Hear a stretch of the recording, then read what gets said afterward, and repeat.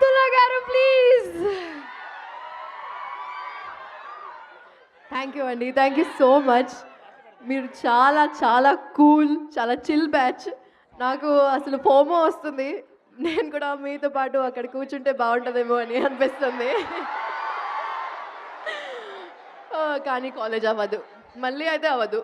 Every year ప్రతిసారి నేను college వదిలేద్దాం అనుకున్నా, కానీ ఫినిష్ చేయాల్సిన వచ్చింది. సో ఎనీహౌ, నేను ఎక్కువ మాట్లాడను.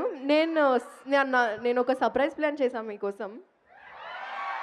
సో నరేష్ గారి తర్వాత నేను ఒక పాట పాడతాను, ప్రభాస్ అన్నకి చెప్పినట్టు. ఐ డోంట్ నో మీరు ఆ ప్రమోషన్స్ చూసారా లేదా. ప్రభాస్ అన్నకి ఫుల్ గోలా గోలా చేసాం అన్న. నేను పాట పాడతా.